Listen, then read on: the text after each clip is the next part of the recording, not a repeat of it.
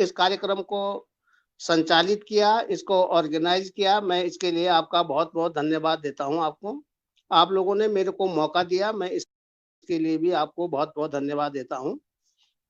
आज जो मैं समझता हूँ, इस बहुजन समाज की सबसे बड़ी और सबसे पहली समस्या न्यायपालिका का उदासीन होना, न्यायपालिका का इस समाज के साथ भेदभाव करना, इस समाज की समस्याओं को न सुनना और इस समाज की समस्याओं को नकारात्मक रूप से देखना, ये एक बहुत बड़ी समस्या है।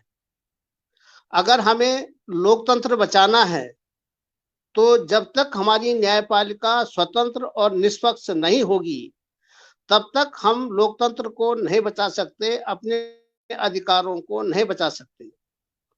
तो आज बहुजन समाज के सामने ये सबसे बड़ी समस्या है कि हमारी न्यायपालिका स्वतंत्र रहे और निष्पक्ष रहे। इसके लिए हमको जो है बहुत बड़ा आंदोलन इसके लिए छोड़ना चाहिए। जो मेरा अनुभव है, मैं न्यायपालिका से लगभग 42-43 साल से जुड़ा हुआ हूँ और मैं ये देखता हूँ कि हर छोटी जगह से लेकर के, चाहे वो मुफस्सिल कोर्ट हो, बिल्कुल जो शुरुआती कोर्ट हो, चाहे वहां से लेकर के और सुप्रीम कोर्ट तक लोगों को न्याय नहीं मिलता या उनके साथ अन्याय होता है। इसके लिए इस बहुजन समाज को एक आंदोलन छेड़ना पड़ेगा और जब तक हमारी न्यायपालिका स्वतंत्र और निष्पक्ष नहीं हो जाती, हम लोगों को न्याय नहीं मिल सकता, हम लोगों का विकास नहीं हो सकता। आज सरकारें या सवर्ण समाज हर अपनी करतूत को हमारे खिलाफ, हम अपनी जो उनकी कुटिल मानसिकता है, उसको न्यायपालिका के माध्यम से लागू कर रहा है। इसलिए पूरे समाज को इसके लिए एक आंदोलन छेड़ना पड़ेगा। निष्पक्ष और स्वतंत्र न्यायपालिका की इस देश को बहुत आवश्यकता है, जो आज नहीं है। इस न्यायपालिका पर इस न्यायपालिका पर सवर्णवादियों का, मनवादियों का कब्जा है। ये कब्जा हमको तोड़ना पड़ेगा। जब तक ये नहीं होगा, तब तक हमको न्याय नहीं मिल सकता। और इसके एक नहीं, हजारों उदाहरण हैं। आज कश्मीर में लोगों के मूलभूत अधिकारों की सुनवाई नहीं हो रही है, धारा 370 की सुनवाई नहीं हो रही है। जो करोड़ों मजदूर सड़कों पर गए, उनकी सुनवाई नहीं हुई। लेकिन एक पत्रकार अर्णव गोस्वामी, जो जिसको गोदी मीडिया कहते हैं, उसकी पिटीशन रात को 8 बजे दायर होती है और सुबह 10 बजे उसको 10 मिनट में 10 मिनट में उसके फेवर में आदेश हो जाता है। हम लोगों की सुनवाई नहीं हो रही है। हम लोगों को जो हमारे राइट हैं, राइट टू इक्वलिटी, वो हमको नहीं मिल रहा है। इसकी हमको बहुत बड़ी आवश्यकता है, एक बात।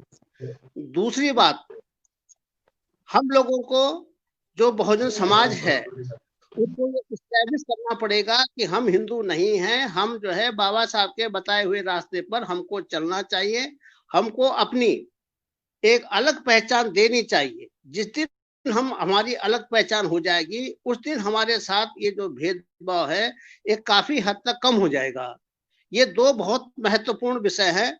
बाकी और चीजों में, चाहे हम लोगों को संपत्ति रखने का अधिकार हो, चाहे शिक्षा का अधिकार हो, उसमें थोड़े थोड़े क्रॉलिंग करके घिसटते घिसटते हम लोग जा रहे हैं। लेकिन जो उस पर जा रहे हैं, ये दो चीजें हमको जो है बहुत बहुत ज्यादा रोकते। एक तो हमारे साथ जो धार्मिक अन्याय है, ये हमको बहुत ज्यादा रोक रहा है। दूसरा, जो न्यायिक तंत्र है, वो न्यायिक तंत्र हमारे खिलाफ पूरा काम कर रहा है। इसलिए इस न्यायिक तंत्र को चुनौती देनी बहुत जरूरी है। और हमारी सिर्फ एक मांग है कि ये न्यायपालिका स्वतंत्र होनी चाहिए, निष्पक्ष होनी चाहिए और इस न्यायपालिका में पूरे भारत का दर्पण दिखना चाहिए। उसकी पूरी सबकी भागीदारी होनी चाहिए। ऐसा नहीं कि उस पर सिर्फ 99% मनवादियों का कब्जा हो, बाकी लोगों का उस पर कब्जा न हो। ये जो दो तीन मुद्दे हैं, अगर इन पर आगे चलेंगे तो बाकी मुद्दों पर समाज अपने आप आगे बढ़ेगा।